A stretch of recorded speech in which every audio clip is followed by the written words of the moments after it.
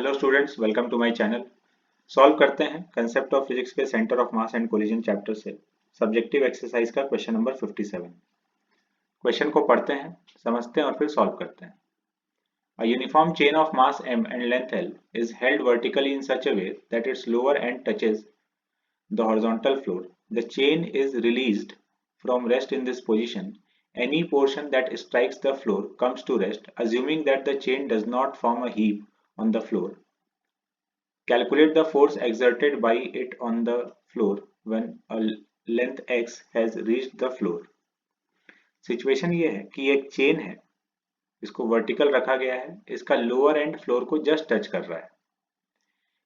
इस पोजीशन से चेन को रिलीज कर दिया गया है। रिलीज कर रहे हैं तो ये चेन नीचे गिरने लगेगा। तो कुछ पॉइंट्स हम लोग को यहाँ बोला गया है कि चेन का जो भी एलिमेंट इससे फ्लोर से टकरा रहा है वो टकरा के रिबाउंड नहीं कर रहा है, टकरा कर वहीं रह जा रहा है। और दूसरा हम लोग को ये कंसिडर करना है कि ये चेन हीप फॉर्म नहीं कर रहा है, मतलब यहाँ ढेर नहीं लगा रहा है, सो दैट ये इसकी वजह से इसका हाइट नहीं इंक्रीज कर रहा है। ठीक है, तो जब एक्स लेंथ टेबल के ऊपर इस सरफेस के ऊपर आ चुका है तब कितना फोर्स लगा रहा है ये चेन इस सरफेस के ऊपर, ये हम लोग को कैलकुलेट करना है। तो जब इसका एक्स लेंथ यहां गिर चुका है तो ये ऊपर से एक्स लेंथ नीचे हो गया, ये एक्स लेंथ यहां हो गया, और ये पूरा जो पार्ट हवा में है इसके पास वेलोसिटी हम लोग मान लेते हैं v। पूरा चेन फ्री फॉल कर रहा है तो इसका हर एक एलिमेंट, ये वाला जो पोर्शन था ये यहां से यहां आ गया, x डिस्टेंस नीचे आ गया, हर पोर्शन अपने जगह से x डिस्टेंस नीचे आ चुका है। तो ये वाला जो पोर्शन है ये x लेंथ फ्री फॉल किया है। इसका वेलोसिटी अगर हम लोग को निकालना है तो थर्ड इक्वेशन अप्लाई कर देते हैं y डायरेक्शन में। Final velocity v, initial 0, acceleration -g, displacement -x। तो v is under root 2gx।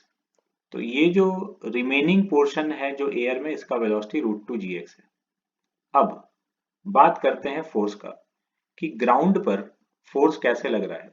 तो फोर्स दो तरीके से लग रहा है। एक तो जितना पार्ट इस सरफेस पर आ चुका है उसका वेट, इस एक्स लेंथ का वेट, और हर समय ये एक एलिमेंट जो इससे टकराता है सरफेस से और टकरा के रुक जाता है। तो हर एक एलिमेंट टकरा टकरा कर इसको कोलाइड कर करके फोर्स प्रोवाइड कर रहा है। तो कोलिजन की वजह से जो फोर्स लग रहा है वो, तो रखे हुए पार्ट का वेट प्लस ये एक एक एलिमेंट कोलाइड कर करके फोर्स दे रहा है। तो ये दो तरीके से फोर्स इस पे लग रहा होगा। तो सबसे पहले वेट की वजह से निकालते हैं। Force due to weight of chain lying on the table is F1। तो इतने पार्ट का वेट लिखना है। तो एक्स लेंथ का मास कितना हो जाएगा, m by L into x. L length का मास m, यूनिट लेंथ का m बाई एल, तो एक्स लेंथ का m by L into x. ये रिमेनिंग जो पार्ट टेबल पर है उसका मास हो गया, तो ये उसका वेट हो गया m by L into X into G. तो ये तो वेट जो पार्ट टेबल पर है उसका। फिर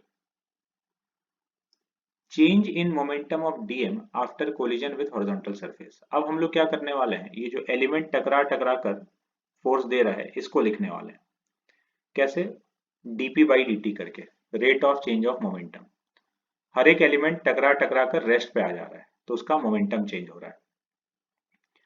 तो change in momentum of dm after collision with horizontal surface, तो फाइनली उसका वेलोसिटी 0 हो जा रहा है और इनिशियली टकराने के पहले इसके पास वेलोसिटी v है। तो change in momentum dmv, dm into v, यही इनिशियल मोमेंटम है और फाइनल 0 हो जा रहा है तो यही चेंज के बराबर है। dm का वैल्यू कितना हो जाएगा, मास पर unit length into length, dm element का लेंथ dx है, तो m by L into D X इसका मास हो गया, इंटू v, ये चेंज इन मोमेंटम हो गया। तो force is dp by dt। Force applied by dm on the surface due to collision is F2. F2 is dp by dt। तो dp by dt, dp का value है dmv, तो dmv by dt।